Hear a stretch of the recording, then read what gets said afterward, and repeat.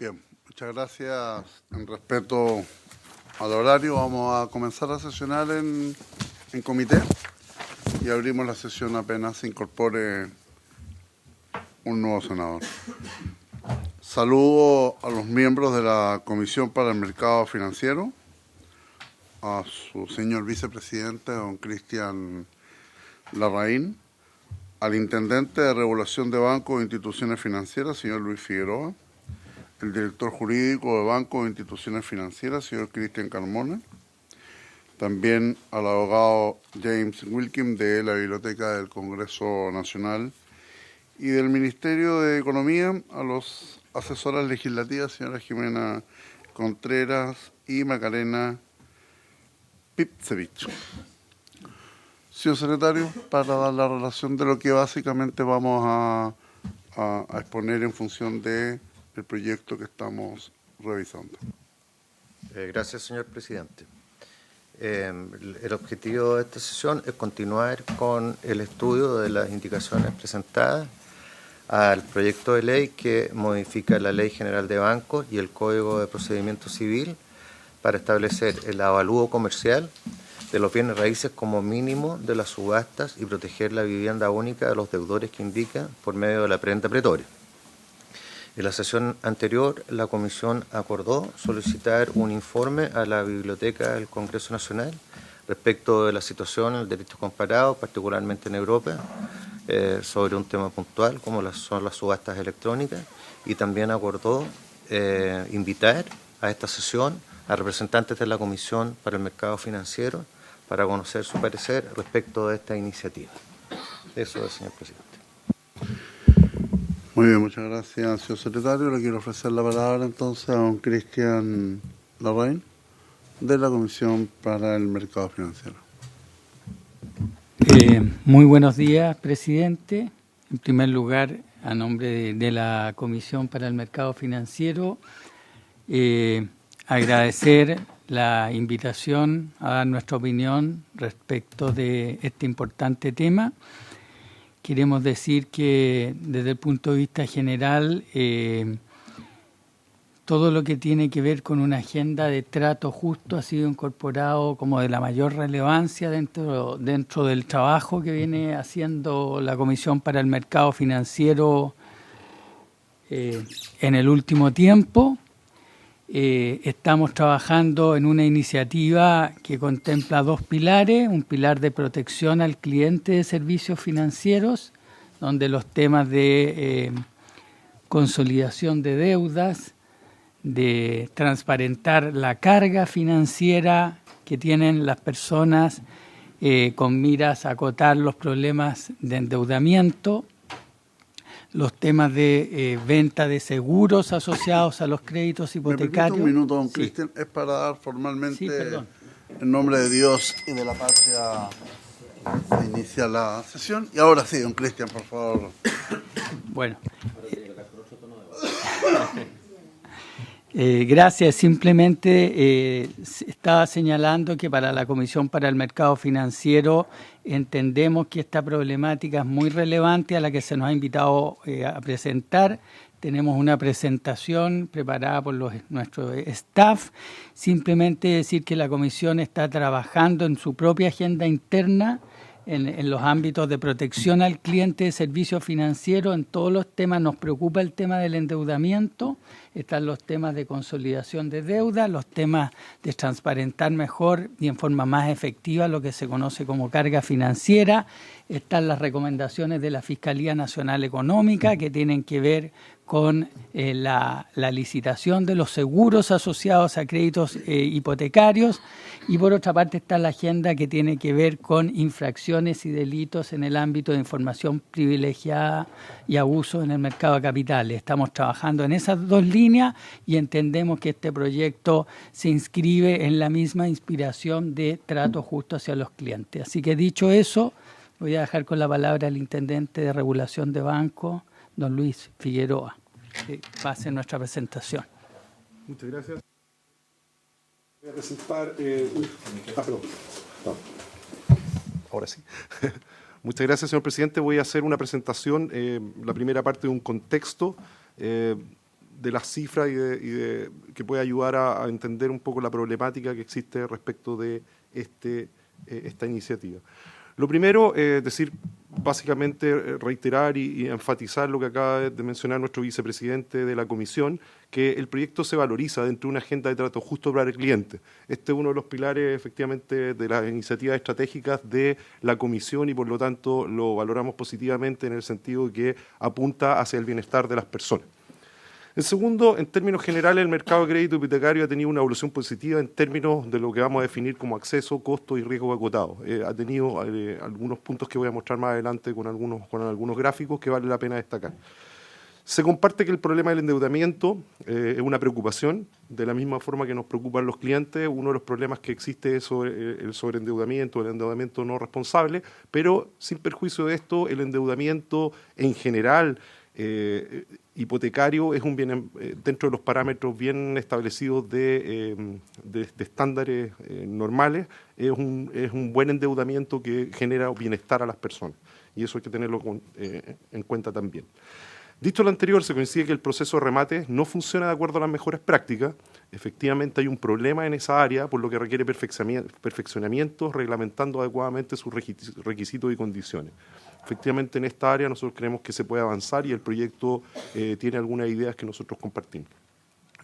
Precisamente en este sentido se advierte que los mayores espacios de mejora se deberían centrar en perfeccionamiento de los mecanismos de remate y las condiciones para el ejercicio de los derechos, tal cual lo contempla este proyecto, pero creemos que eso es superior y debería promoverse más que promover la prenda petitorio como una obligación.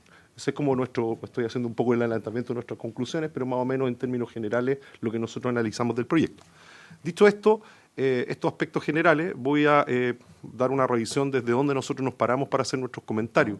Hay que recordar que la Comisión para el Mercado Financiero es una institución que a partir de junio de este año concentra no solo a lo que es la ex Superintendencia de Valores y Seguros, sino también a la ex Superintendencia de Banco, y por lo tanto su mandato es velar por el correcto funcionamiento del desarrollo y la estabilidad del mercado financiero, facilitando la participación de los agentes y promoviendo el cuidado de la fe pública en resguardo de los inversionistas, depositantes y asegurados. Básicamente se pueden distinguir tres pilares que creo que es importante entenderlo: de solvencia y estabilidad financiera, de conducta de mercado y de desarrollo de mercado. Más en la tradición de la ex superintendencia de banco y como este proyecto afecta a la Ley General de Banco, en general tenía como misión el pilar de solvencia y estabilidad financiera, y esa es la preocupación histórica que había tenido la ex superintendencia de banco, y hoy día se fusiona en una institución más grande que tiene un mandato mucho más amplio. Por lo tanto, desde el punto de vista de la estabilidad, nosotros tenemos algunos puntos que destacar de este proyecto, y esa es una de las miradas que tenemos también respecto de esta institución. ¿Cuál es el ámbito? El primer bullet ya lo toqué, que en el fondo a partir del 1 de junio la Comisión tiene más amplias funciones y la verdad es que tenemos una comisión que hoy día tiene y le corresponde la supervigilancia de cerca del 72% de los activos financieros del mercado en Chile.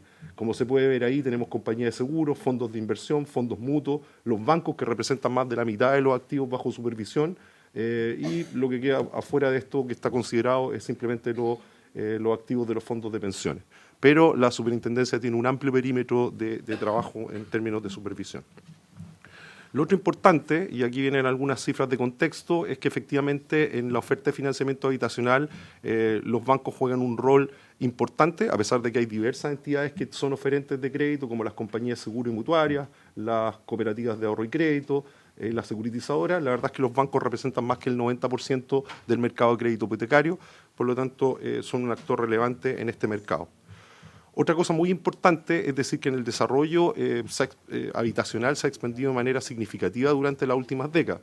Aquí, más allá de la cifra que está en azul, que es el crecimiento nominal de los montos en crédito hipotecario, que podemos ver desde los años 80 hasta ahora ha crecido significativamente, lo importante es ver que en términos relativos, desde los años 80 hasta la actualidad, puede ir desde un 5% en relación al PIB hasta un 25% en relación al PIB. Eso nos pone en bastante buen pie en relación a otros países que tienen similares ingresos. Y por lo tanto, esto ha dado profundidad al mercado hipotecario y más gente ha tenido acceso a una vivienda.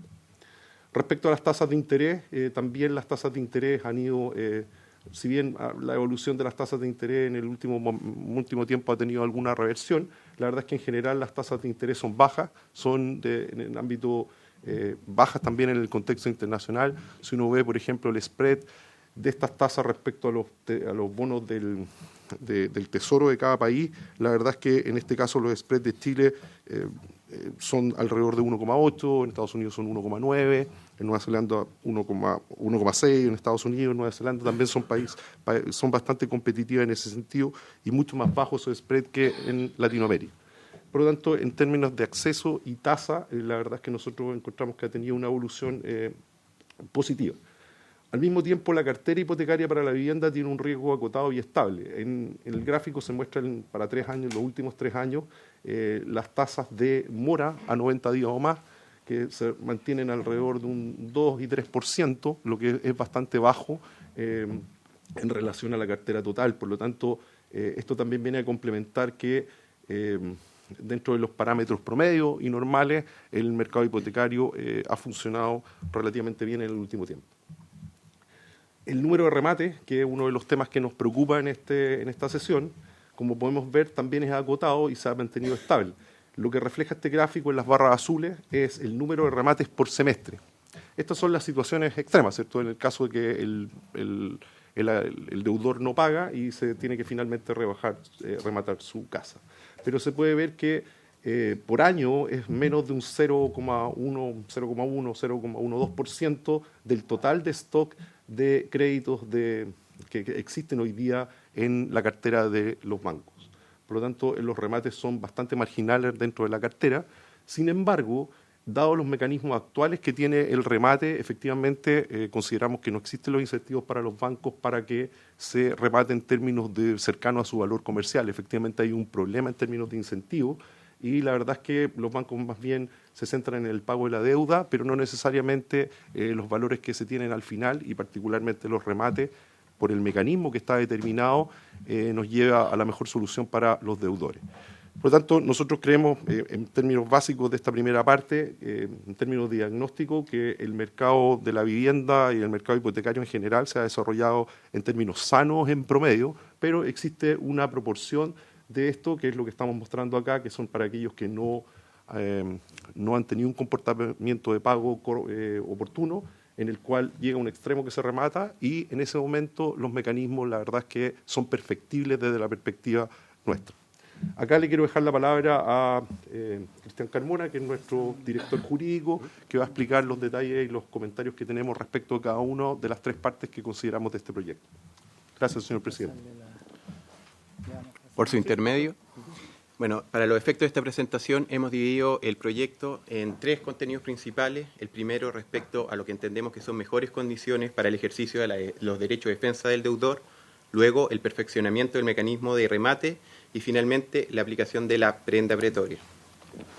Respecto al primer punto, consideramos que es positiva la modificación de los plazos propuestos en el proyecto en la medida que estos permitan un adecuado ejercicio del derecho de defensa de los deudores. Respecto a lo que es el perfeccionamiento del mecanismo de remate, también compartimos y la iniciativa apunta en el sentido correcto, en cuanto la iniciativa perfecciona los actuales mecanismos de remate. Esto es importante porque los objetivos se orientan a obtener mejores resultados para el deudor, mejorar la transparencia y entregar garantías de proceso adecuado. Dentro de este universo encontramos que es positivo utilizar como referencia el valor comercial de los inmuebles, ya que ello protege al deudor, como ya se ha comentado, al igual que con la modificación de los plazos para lograr una adecuada difusión e interés en este proceso. Lo que sí encontramos que debe ser analizado es la calibración de los porcentajes considerados para los posteriores remates, a fin de lograr su conclusión. En este sentido, el proceso de remate debería permitir que finalmente se pueda ejecutar la garantía y en un plazo razonable. En caso contrario, se podría afectar su eficacia en cuanto mitigador de riesgo para los efectos de cargos de capital en relación a Basilea III y provisiones. Lo anterior, a su vez, puede tener impacto para el costo de financiamiento para los deudores. Ahí, como nota, también se deja presente que conforme el Comité de Basilea, para los efectos de considerar una garantía hipotecaria para reducir provisiones y cargos de capital, se establece que sea exigible jurídicamente y que ésta sea ejecutable por un fallo judicial. Luego, respecto al tercer pilar, al tercer aspecto que considera la moción, es necesario tener presente que esta obligación conllevaría que bancos y compañías de seguro realicen actividades que se alejan de sus giros principales establecidos por ley, extendiéndose a otros negocios que la ley y la normativa, incluyendo la de la CMF, tratan de forma excepcional y transitoria. La gestión de bienes en prenda pretoria, además de igualmente requerir que el deudor abandone su inmueble, puede implicar dificultades en cuanto a administración de estos bienes.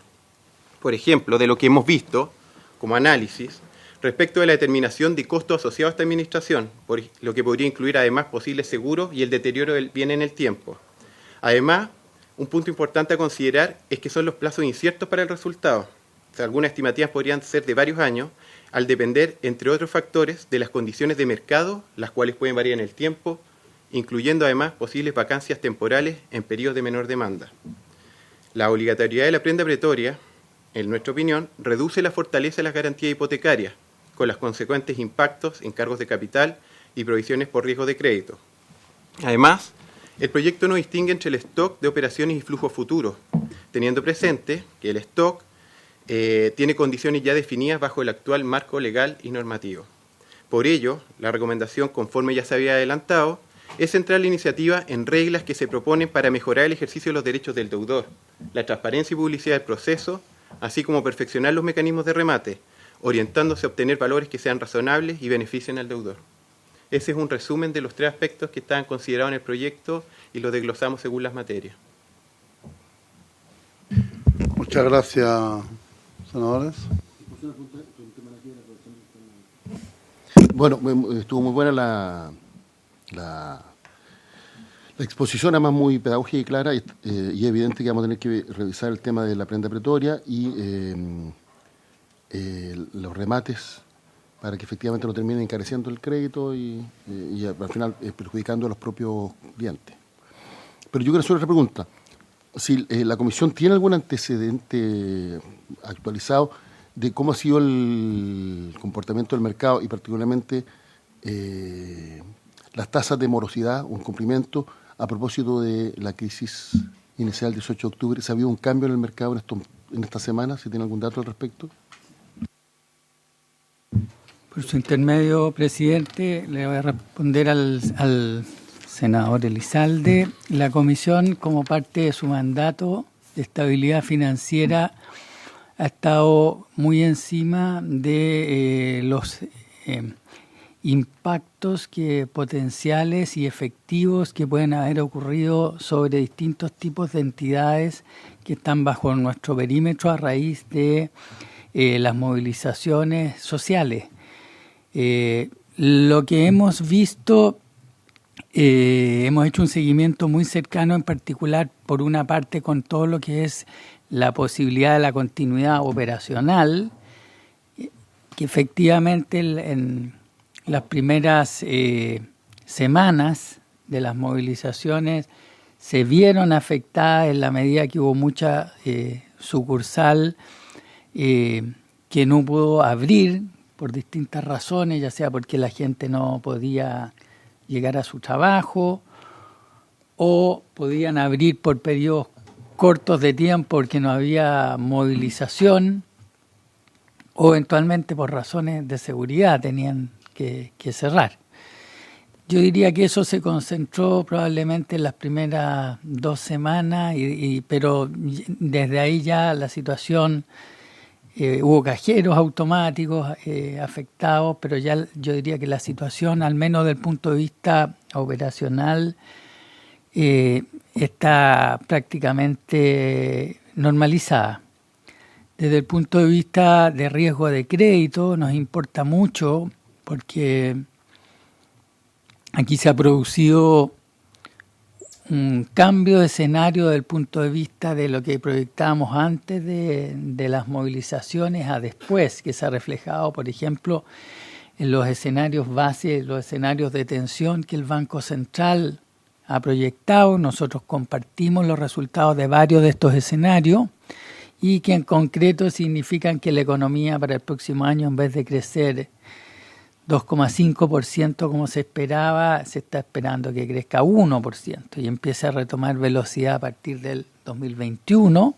Y también sectores específicamente afectados más fuertes, como el sector comercio, como el sector construcción, turismo, y también con efectos relevantes en la tasa y en la creación de desempleo. Entonces, esto obviamente para las entidades que están más expuestas representa un impacto y ha significado aumento en el gasto de provisiones relevantes de las entidades en el flujo mensual, digamos. Y obviamente también esto ha significado ajustes en lo que tenían pronosticado desde antes de la crisis. En concreto, el mayor efecto es un aumento en el gasto en provisiones en un par de meses, y en las perspectivas para el próximo año son escenarios más apretados, tanto desde el punto de vista de crecimiento de las colocaciones como de gasto por riesgo. En lo inmediato, la política en general de los bancos fue tener políticas de pago más flexibles de lo que normalmente tienen frente a impagos similares. Todo lo que fue, en particular, los primeros 30 días después de la crisis, la información que tenemos desde las propias entidades es que, y también fue el mensaje que nosotros transmitimos, que hubiera flexibilidad. Mucha gente no se pudo acercar a pagar simplemente por cuestiones objetivas, físicas, no porque no tuviera. Mucha pyme se ha visto con problemas por razones objetivas que han afectado su negocio, por temas de distinto orden público. Y en ese sentido también le pedimos a los bancos que tuvieran flexibilidad en términos de no ponerse tan rígidos las condiciones normales de pago y flexibilizar también la posibilidad de que las entidades puedan tener periodos más largos para ponerse al día. Yo diría que eso es el resumen. No sé si contesto su pregunta, senador. Sí, la consulta un poco es ponerse al día, pero con interés y gasto cobranza, o se ha aplicado alguna holgura en relación a las cuotas pendientes. Hasta lo que nosotros entendemos y nos hemos reunido con las entidades, esa es la situación en periodos normales, la que usted señala, presidente. Entiendo que en esta situación ha habido mayor flexibilidad en relación a eso y no imponer recargos cuando se muestra claramente que había una imposibilidad objetiva de las personas para poder acercarse a pagar, digamos. Y normalmente empiezan a llamar, ¿no es cierto?, las entidades a cargo de las cobranzas, empiezan a llamar a los abogados. En este caso entendemos que no ha sido así y que ha habido bastante mayor flexibilidad también en relación a la posibilidad de incluso obtener financiamiento. Igual vamos a tener que estar atentos con lo que pasa, porque aquí hay dos fenómenos distintos. Uno tiene que ver con la normalidad de la vida en las ciudades y en todo Chile, que obviamente significó que el comercio no abría durante ciertos días, que ciertos bancos no pudieran abrir, que la gente no pudiera llegar a su trabajo. Y es una dificultad objetiva vinculada incluso a fuerza mayor, que hacía imposible que mucha gente pudiera cumplir con sus obligaciones. Independientemente de que hoy día existen medios electrónicos que sin duda que facilitan, que en un contexto distinto habría sido mucho más complejo. Pero una cuestión distinta es el impacto que pueda tener la crisis en crecimiento y sobre todo en empleo. Y eso sí podría tener un impacto en el mercado. Entonces, porque si el crecimiento ya se está señalando que va a ser inferior a la mitad de lo que se había proyectado, y ha habido las informaciones que hay respecto de término de contrato por necesidad de la empresa, que aumentó en un 85% en el mes de noviembre, me parece. Eso obviamente podría tener un impacto en la capacidad que la gente tenga para cumplir con sus obligaciones. Entonces va a haber que estar muy atentos al respecto y yo creo que como comisión deberíamos, bueno, nosotros y la Comisión de Hacienda en algún momento deberíamos requerir información periódica para ver cómo se está comportando el mercado y por si fuera necesario tomar alguna decisión importante en esta materia. Además, el gobierno obviamente debería estar muy atento en esto y debería también ser muy proactivo. Pero creo que va a haber que observar, va a haber que estar muy atento a lo que ocurra en los próximos meses, por el impacto que esto pudiera tener. En general en Chile la gente cumple, o sea, es buena pagadora, pero hay que ver si es que esto cambia producto de la situación. Eso nada más, presidente.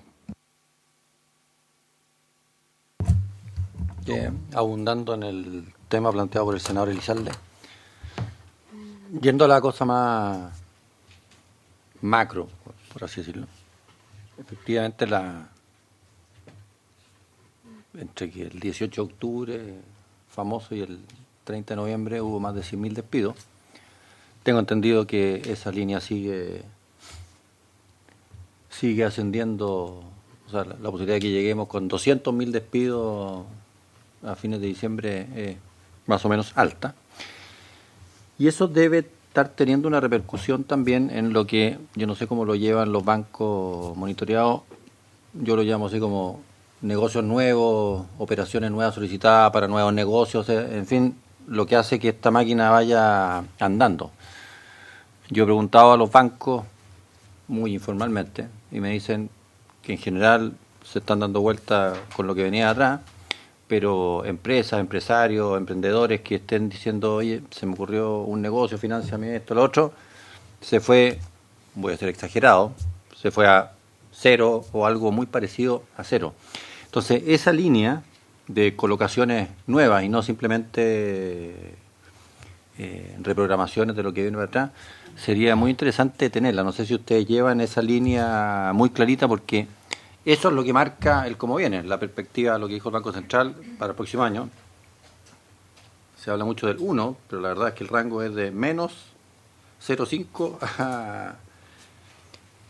Y somos muchos los que sospechamos que es bien probable que esté más bien cerca del menos 0,5 que del 1. Y eso, el que mejor muestra esa señal es el sistema circulatorio de este país, que al final es el sistema financiero. Entonces no sé si tendrán algún dato más certero en esa materia.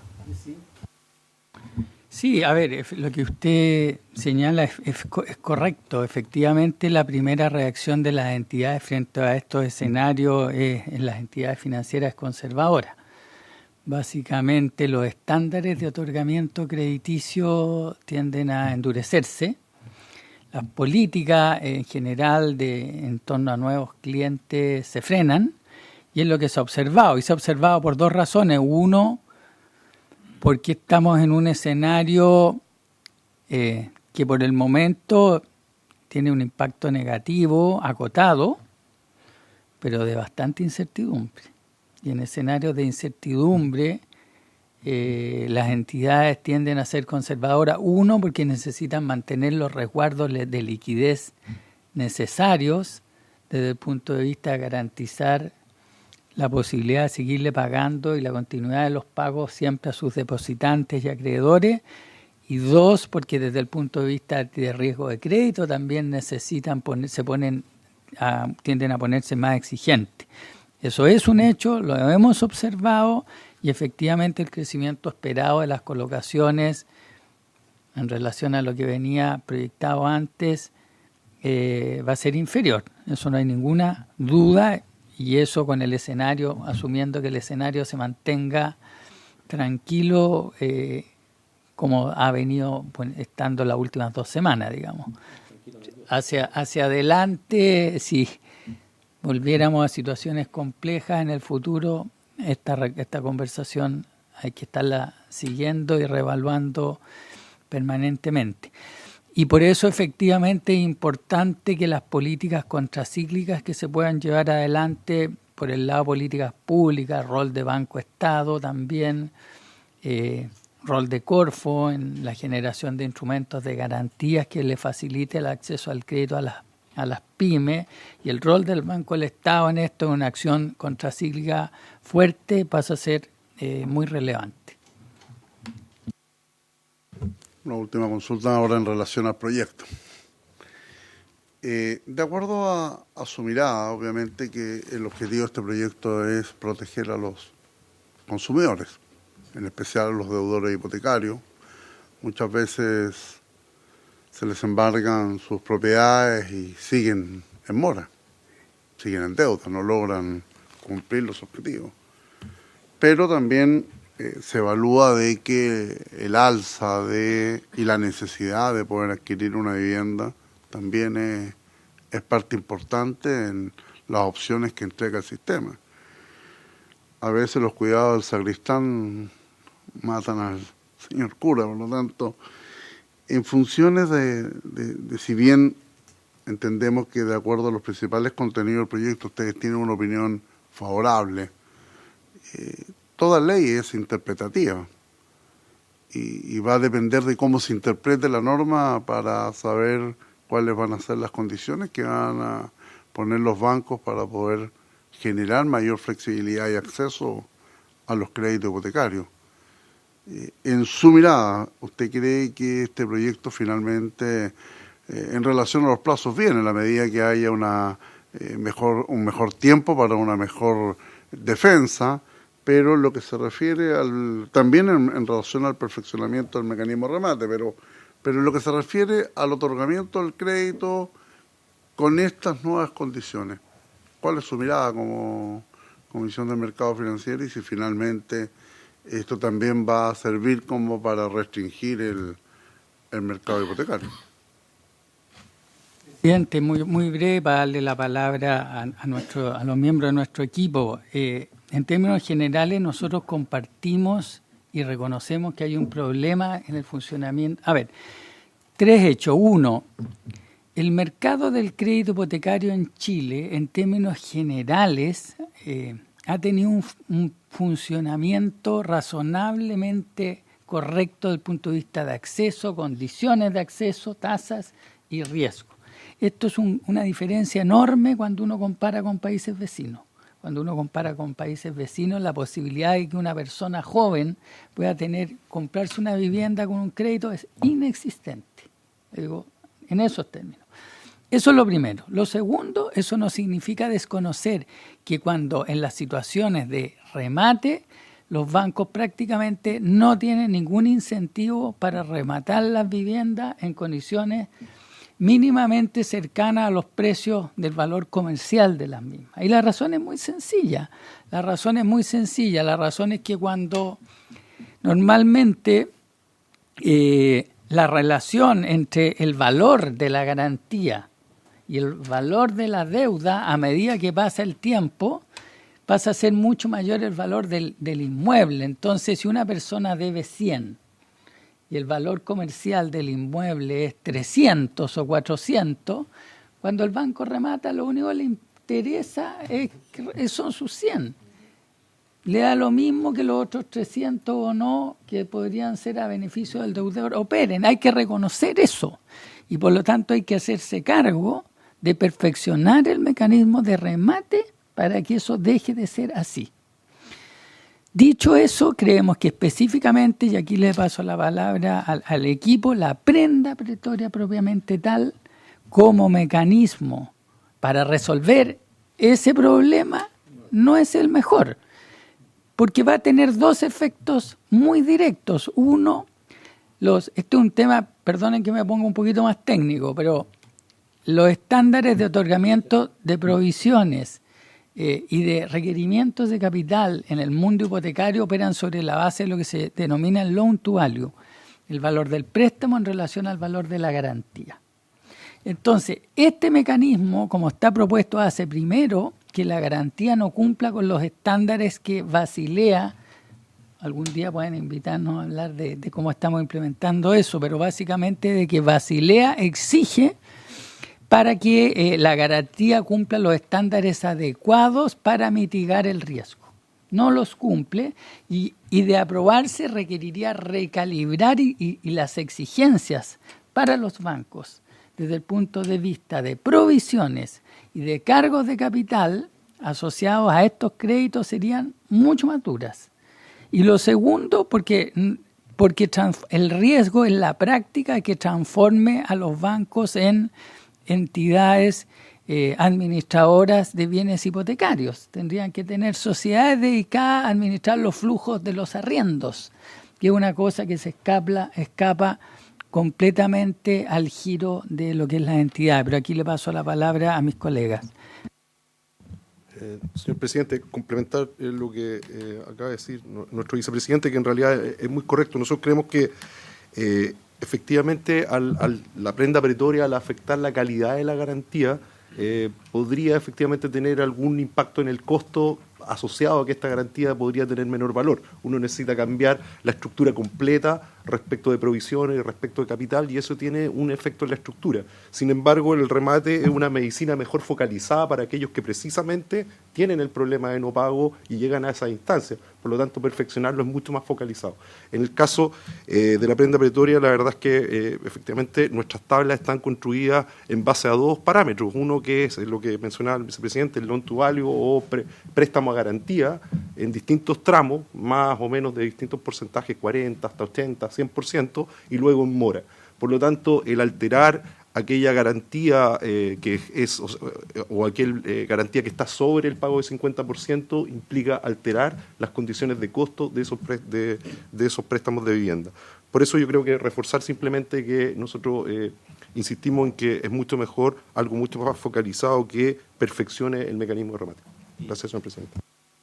Y en la misma línea, bueno, ya se ha comentado en la presentación, ya lo de la prenda pretoria ya se ha tratado, pero también del valor comercial, porque si bien se valora que sea el valor comercial el que se fije como para el primer remate, en relación a los segundo o tercer remate, como está estructurado el proyecto, que es un 5% de descuento, un 10% y un 15%, si eso afecta en definitiva la liquidación o la ejecución del bien, o se extiende mucho en el plazo, eso también afecta lo que es el riesgo de crédito.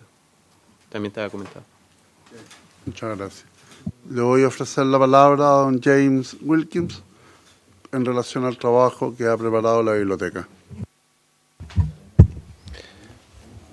Por su intermedio, señor presidente, se le solicitó a la biblioteca una revisión de alguna legislación extranjera referida a mecanismos de realización de bienes raíces en el contexto de un procedimiento ejecutivo. Para ello nos enfocamos en 4 aspectos. Primero, la existencia de un procedimiento ejecutivo especial en relación a una naturaleza especial del acreedor, por ejemplo, una institución financiera. Segundo, los mecanismos para la fijación del avalúo del bien raíz a subastar.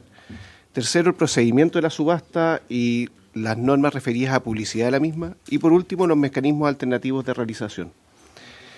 Respecto al primer punto, sobre si existe o no en la legislación revisada algún procedimiento ejecutivo especial en atención a la naturaleza del acreedor, se concluye que, revisadas las legislaciones de Francia, Portugal y España, no existe un procedimiento especial que tenga reglas distintas en atención a la naturaleza del acreedor o si se trata de una institución financiera o no. En general, se trata de procedimientos ejecutivos comunes, todos que se llevan a efecto en una instancia judicial y donde lo único que varía es que en todos esos casos el procedimiento ejecutivo considera normas especiales cuando se trata de bienes raíces, pero no hay un procedimiento especial cuando el acreedor es una institución financiera. Respecto del segundo punto, sobre distintos mecanismos de avalúo de bienes raíces embargados, observamos 3 modelos distintos, el de Francia, el de Portugal y el de España. El de Francia, la forma de determinar la tasación o el avalúo de un bien raíz a subastar es muy parecido al chileno. La ley le entrega al acreedor la facultad o el deber de, en las bases de remate o subasta, proponer un valor mínimo para la subasta. Este valor mínimo puede ser impugnado por el ejecutado y ese valor finalmente será resuelto por el juez. En el caso de Portugal es muy distinto. Ahí se habla de un valor de referencia. Y dice que el valor de referencia del inmueble embargado será aquel que resulte mayor entre el valor de avalúo fiscal, ¿ya? Siempre que el certificado de avalúo fiscal se haya emitido 6 meses antes, dentro de los últimos 6 meses, y el valor de mercado. Para determinar el valor de mercado, la ley le entrega al juez amplias facultades para ordenar todas las diligencias que sean necesarias. Ahora, el valor de subasta de ese bien no podrá ser el mínimo inferior al 85% de ese valor de referencia, ¿ya? En el caso de España es distinto porque en España la ley expresamente ordena al juez designar un perito que determine cuál es el valor de mercado del inmueble. Ese perito podrá ser recusado por las partes y el valor fijado por el perito también podrá ser objetado por las partes y lo decidirá el juez. Ahora, a diferencia de Portugal y a diferencia de Francia, no se trata de un valor mínimo, sino que es un valor de mercado. Y ese valor de mercado tiene relevancia al momento de adjudicarse el bien en la subasta, pero no es un mínimo, ¿ya? Respecto de los mecanismos de subasta, bueno, Francia... ¿Perdón? Lo que pasa es que en Francia y en Portugal se fija un mínimo. Es decir, el bien, una vez a subastar, no podrá adjudicarse en un monto inferior a ese mínimo. Que en el caso de Portugal es el 85% del valor de referencia. Y en el caso de Francia es el mínimo fijado por el acreedor, ¿ya? O por el juez en caso de que hubiera discrepancia. Bueno, respecto a los mecanismos de subasta, Francia no tiene subasta electrónica, a diferencia de Portugal y de España, que el año 2015 modificaron su legislación referida al procedimiento ejecutivo civil e incorporaron la subasta electrónica, pero tiene algunos antecedentes que pueden ser interesantes para la comisión. En primer lugar, Francia, el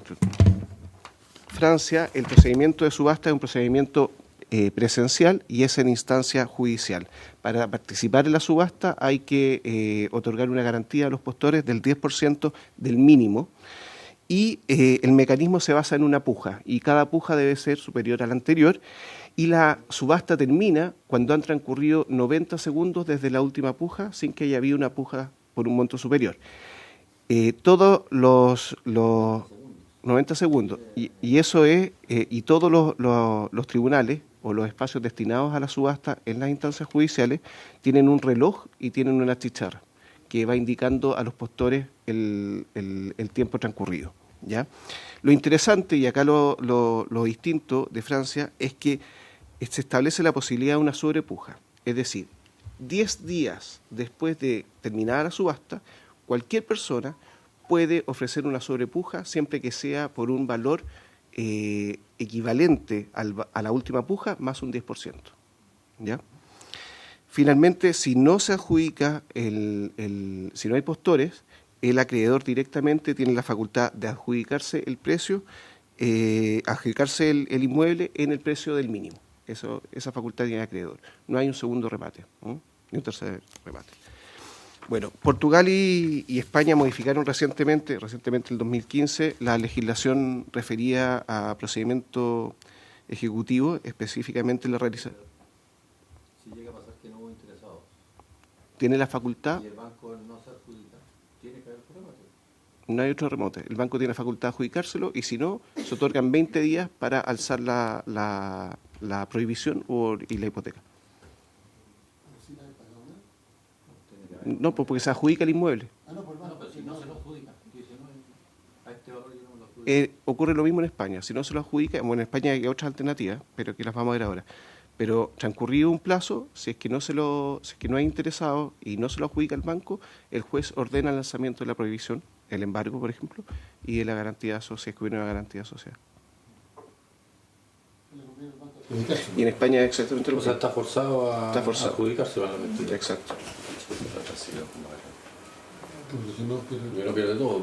Ahora, antes de pasar a otros países, en Francia, si bien no hay subasta electrónica, sí lo hay tratándose de bienes muebles, porque en la subasta de bienes muebles participan intermediarios que son privados y esos tienen subastas desmaterializadas o parcialmente materializadas.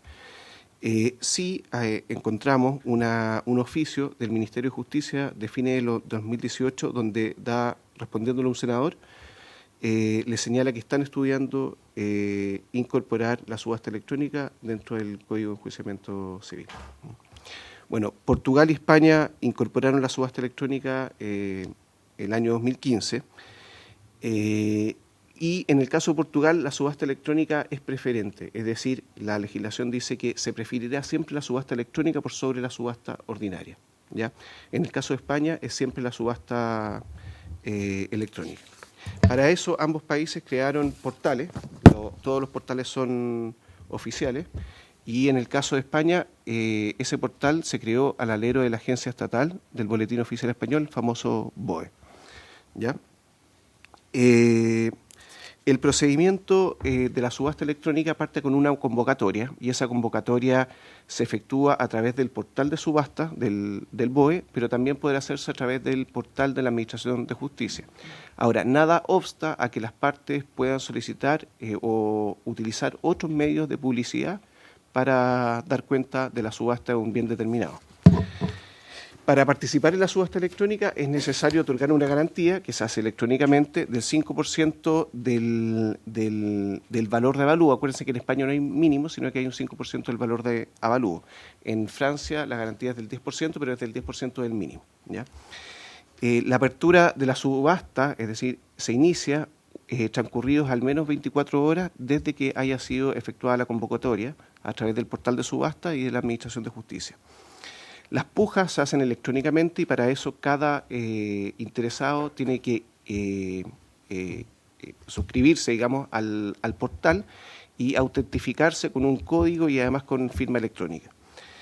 La subasta se mantiene abierto por un plazo de 20 días, ¿ya?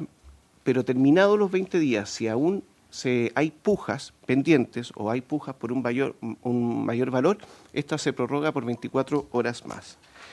Una vez que terminan esas 24 horas o los 20 días, el sistema otorga un certificado que notifica al juez cuál es la persona que otorgó la puja más alta, ¿ya?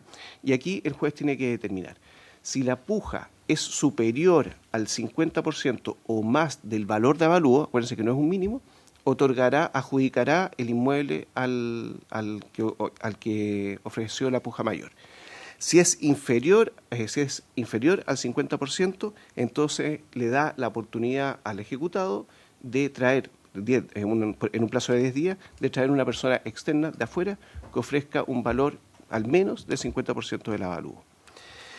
Cuando la mejor postura ofrecida en la subasta sea inferior al 50%, el ejecutado en el plazo de 10 días podrá presentar un tercero con la subasta. Pero transcurrido el plazo, sin que el ejecutado realice lo previsto, es decir, haya traído una persona que otorgue una oferta mayor al 50% o equivalente al 50%, el ejecutado puede adjudicarse el inmueble en el 50%.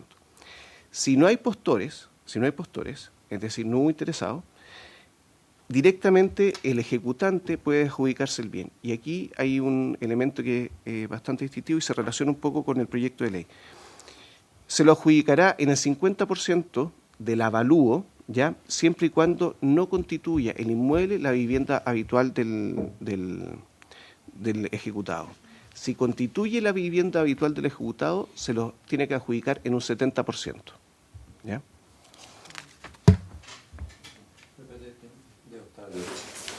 Sí, es que no entendí la lógica de...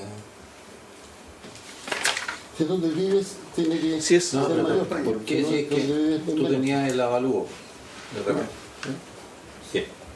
Que no es un mínimo. Sí. Dice, si me ofrece alguien, me ofrece más de 150, por palabras fáciles. Más de 50. Más del 50% del avalúo. Se lo adjudica ese señor. Si es que la mejor oferta fue 130, yo, el ejecutado, puedo traer a alguien y decir, yo lo compro en 50. No es así. No. 50%. 50%. Es 100. Si, entonces, si alguien llega con 49, tú tienes estos 10 días para que alguien llegue con 50 más. Si llegas con 51, no. Si es tu propia casa donde vives, 75. Que la casa vale 60. La norma lo que hace es obligar al juez a adjudicar el inmueble al postor, siempre y al postor que ofreció el mayor valor, siempre y cuando ese mayor valor sea equivalente al 50% o más del avalúo. ¿Ya? Es decir, si era 100, 50. No 50% más sino que el 50% del valor del avalúo. Del 50% o más del valor del avalúo. Es decir, si era 100 el avalúo, se lo adjudicará en un 50 o... No es más de un 50 al 100. Por lo que yo entiendo. Si es que el avalúo es 100, todas las posturas sobre 50 Exacto. operan. Y el juez está obligado las a adjudicar. posturas de menos de 50, porque el otro 50 o más, pero menos de 50, ahí el deudor tiene derecho a, en un plazo de 10 días, traer una postura superior. Exacto. Y Al esa- menos equivalente y esa al es la que se 50%. adjudica. Exacto. La excepción es que sea en la casa donde habitas. No, eso ocurre cuando no hay postores. Imaginemos que no hay postores. Ya. No que hubo postores, pero no llegaron al 50%, sino que no hay postores. Ya. Si no hay postores, en ese caso también el ejecutante puede adjudicarse el inmueble. ¿Ya? Pero está obligado a adjudicárselo En un 75. en un 70% si es que es la vivienda habitual. ¿Ya? Si no fuera la vivienda habitual, puede adjudicárselo en un 60% del valor de avalúo. O sea, es más dura la regla si es que es su vivienda que si no es su vivienda. Exacto. Pero es más dura no habiendo postores. Habiendo postores es 50. Micrófono, por favor. Es más dura no habiendo postores 50, siempre. La lógica es que... Ahora, hay una regla especial que... Hay una regla especial que no la quise incorporar porque enreda más la cosa. Hay una serie de otras reglas. Pero, por ejemplo, si es que una de las ofertas efectuadas a través del portal de subasta es superior al 50%, pero no es a través de un crédito hipotecario, por ejemplo, en ese caso se le otorga, se le da traslado al ejecutante para ver si acepta esa oferta. Es decir, no es un pago inmediato, sino que es a través de un crédito hipotecario en que tiene que participar un tercero, que es el financista, digamos. En ese caso, doy traslado al ejecutante para aceptar esa oferta. ¿Se entiende?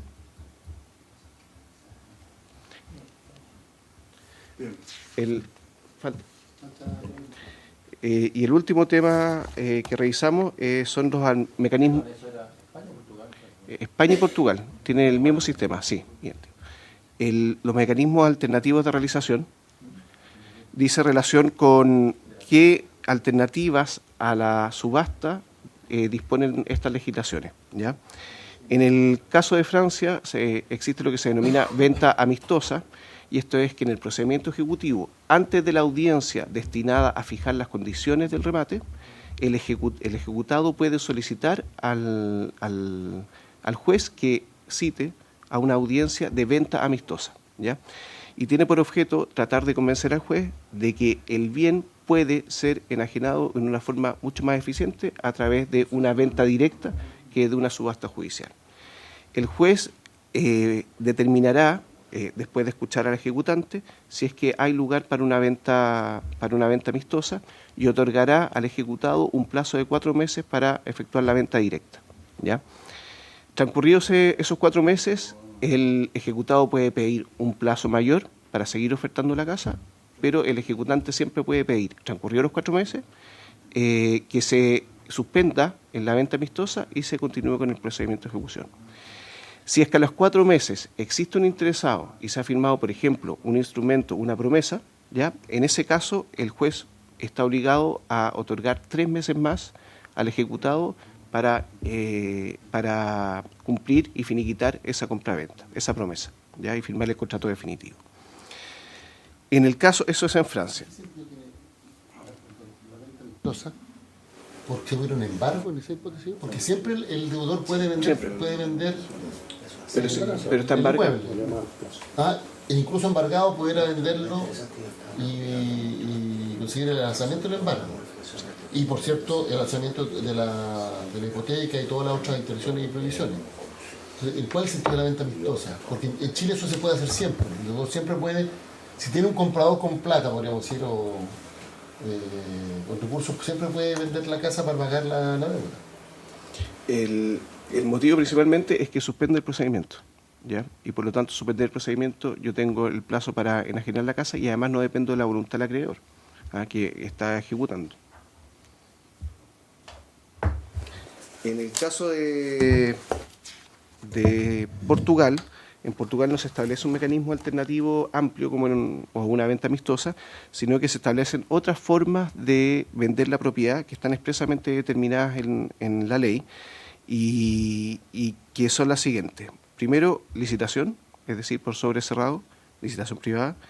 venta en mercados regulados, tratándose de determinados bienes, venta directa a personas, entidades, que parecido a la venta vistosa, venta por negociación privada o venta en subasta que no sea electrónica y venta por subasta electrónica. La regla en Portugal es que siempre debe preferirse la subasta electrónica, pero el juez, escuchando a ejecutante y ejecutado, puede ordenar cualquiera de estas alternativas, fórmulas alternativas de enajenación, ¿ya? Y en el caso de España es donde existe lo que comúnmente se conoce como convenios alternativos de realización y que es mucho más amplio que en el caso de Francia y en el caso de Portugal, y lo que permite es que a solicitud de ejecutante y ejecutado, pero requiere un acuerdo de ellos, se puede determinar una forma alternativa a la subasta que sea más eficiente y que asegure un precio previsiblemente superior al que pueda obtenerse mediante una subasta judicial. Es un acuerdo, no tiene reglas específicas, pero sí ese acuerdo tiene que ser fijado, y los términos de ese acuerdo, por las partes en una audiencia con el juez, y se otorga un plazo para cumplir con ese convenio alternativo, independientemente de cuál sea la forma de enajenación, y se suspende el procedimiento ejecutivo durante ese plazo, y si no se ha cumplido en ese plazo con los términos, se vuelve al procedimiento ejecutivo y se procede a la subasta del inmueble. Eso es. Las consultas se hicieron en el proceso de la intervención. Es que justamente ahora estaríamos terminando la serie de audiencias en que hemos escuchado al profesor de la Universidad Católica, a la Asociación de Bancos e Instituciones Financieras, a la Comisión, el informe de la Biblioteca, y deberíamos solicitar un plazo de indicaciones justamente con el objetivo de poder enriquecer este proyecto. Es un tema que tendríamos que ver lo que podría ser uno de aquí al 2020. Senador Galileo. A propósito de los remates, etcétera. Uno es mejorar claramente y enfocarse en que el remate obtenga el mayor valor posible del inmueble para proteger al deudor. Pero en muchos casos puede que el valor del inmueble no alcance para pagar la deuda, sobre todo si hay entrado en mora, intereses de intereses, y sobre todo si está en la primera mitad del pago del servicio de la deuda.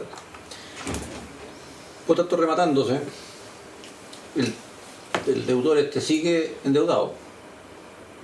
Yo debía 100, la cuestión se remató en 80, sigo debiendo 20.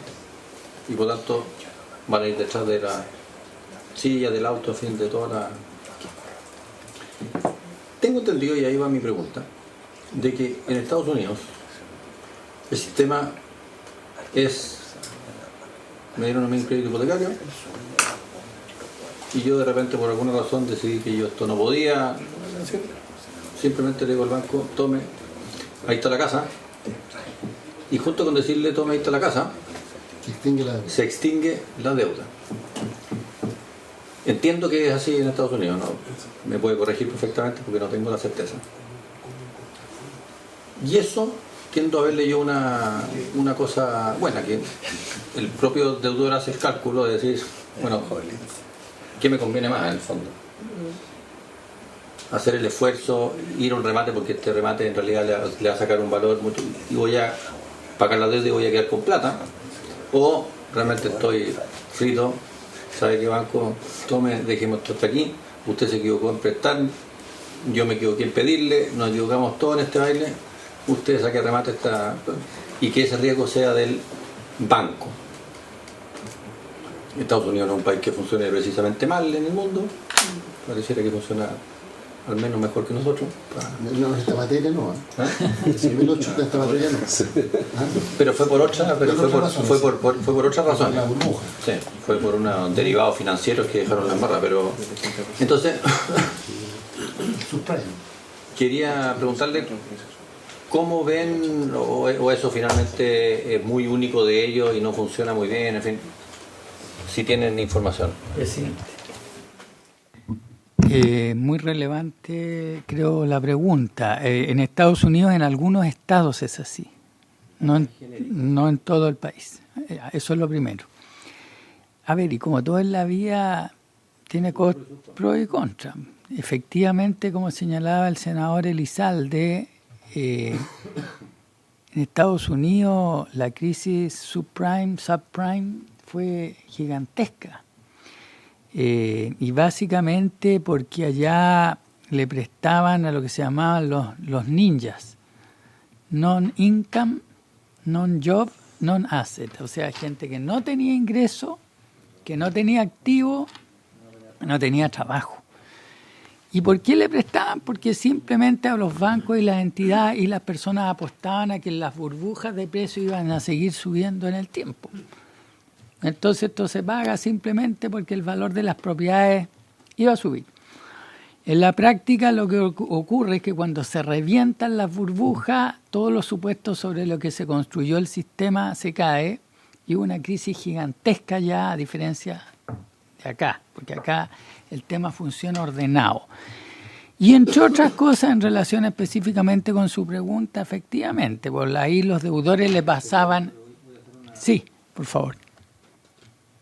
Que esa burbuja, eso se pudo hacer básicamente por finalmente un esquema bastante fraudulento, porque esa hipoteca la metían dentro de un paquete de miles de hipotecas, unas muy buenas, otras más o menos, otras que eran un desastre, y terminaban en otros subproductos financieros y otros en que al final nadie entendía nada, sino que, oye, compra, porque... Pero no, es que eso es correcto. por la hipoteca misma, sino que fue por los es que son subproductos. Gente que no tenía ingresos suficientes activos para responder de la deuda. Eso tiene que ver con cómo se financia. Pero es por derivados financieros, no por el... No, pero hay dos cosas. Eso tiene que ver con cómo se financiaron esas hipotecas. Efectivamente, al final del día, estas terminaban en paquetes securitizados, pero donde el subyacente, y al final del día, la valorización de esto tenía que ver con que el riesgo del subyacente, que son los mismos créditos otorgados a las personas, era muy difícil de medir y muy malo. Y era malo porque en la originación se le prestaba a gente que no tenía ingresos, no tenía garantía y no tenía activo. Entonces, cuando... Entre otras cosas, la valorización de los bonos subordinados.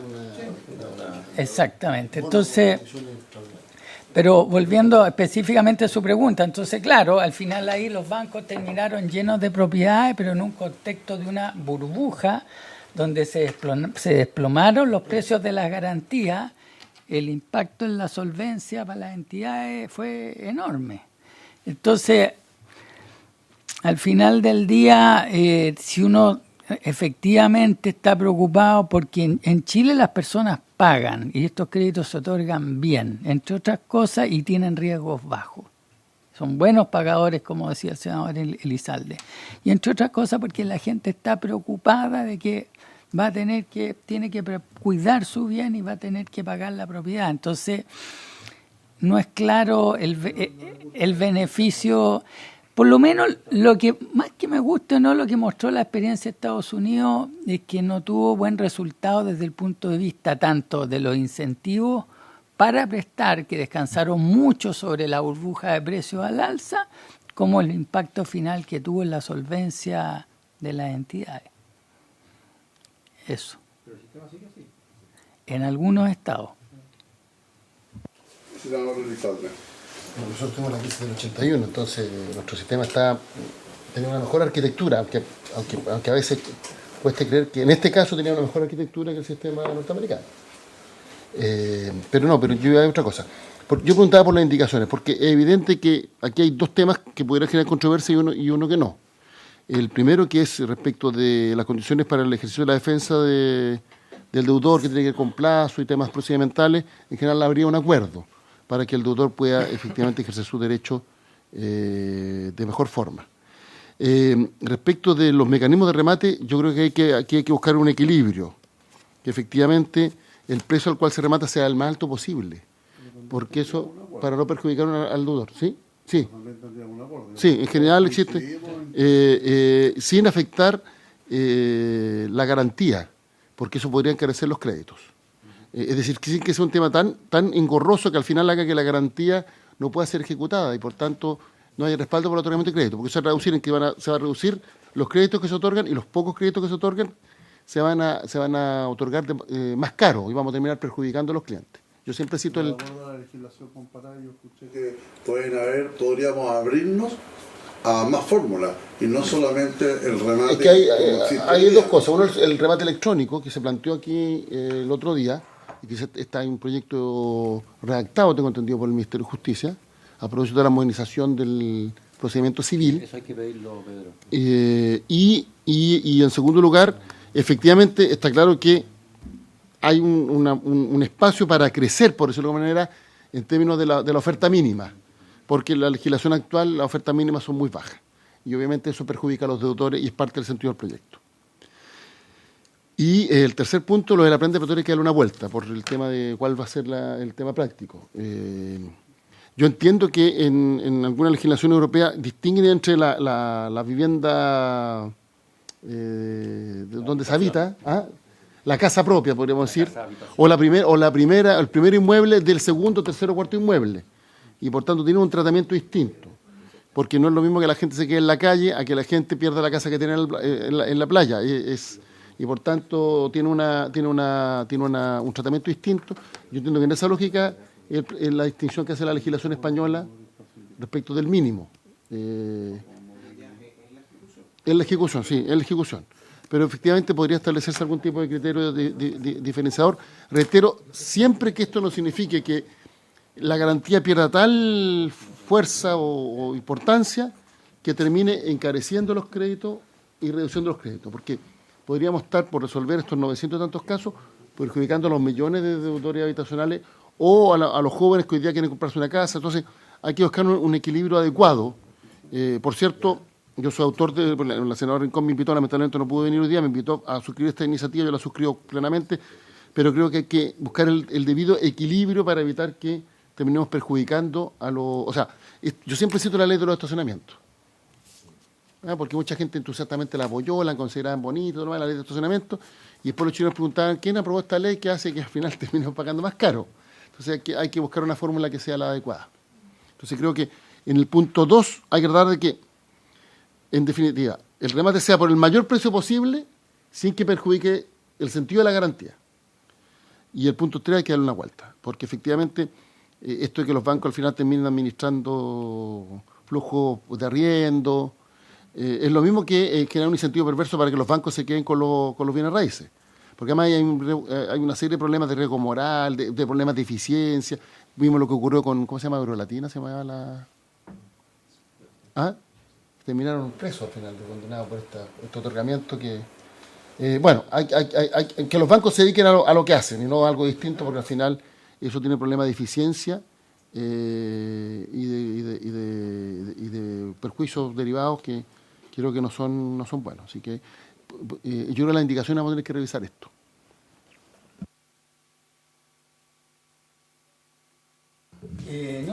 Muchas gracias por la invitación. Siempre la CMF va a estar disponible para todo tipo de cosas de aclarar. Después podremos contarle cómo avanzamos en nuestra agenda pro trato justo. Estamos convencidos, nos preocupa el tema de endeudamiento. Hay varias cosas que estamos haciendo por nuestro lado, hay otras que hacer en el ámbito legal. Y cuando quieran estamos disponibles para conversar con el Senado. Sistema consolidado de deuda. Sí. Ese es muy importante. Ese es muy importante. Nosotros estamos encima, presidente, colaborando con ese proyecto, porque efectivamente si uno de verdad está preocupado por el endeudamiento, el proyecto de consolidación de deuda es fundamental, porque eso además nos permite alinear criterios para establecer cargos eventualmente de capital más duro a las entidades que otorguen préstamos a personas que tienen niveles de carga financiera más allá de todo número prudente. En Chile hay bolsones y segmentos de gente que efectivamente está bien endeudada, es un tema y nosotros estamos haciéndonos cargo en el ámbito de lo que podemos. Creemos que hay mucho espacio para perfeccionar en el funcionamiento del mercado del crédito de consumo. Las licitaciones de los seguros asociados a estos créditos también lo estamos trabajando. Las recomendaciones de la Fiscalía Nacional Económica, creemos que hay espacio para mejorar ahí. Así que muy abierto a seguir conversando con el Senado en todos estos temas. Muchas gracias. Habiéndose cumplido el objeto de la sesión, se levanta. Le quisiera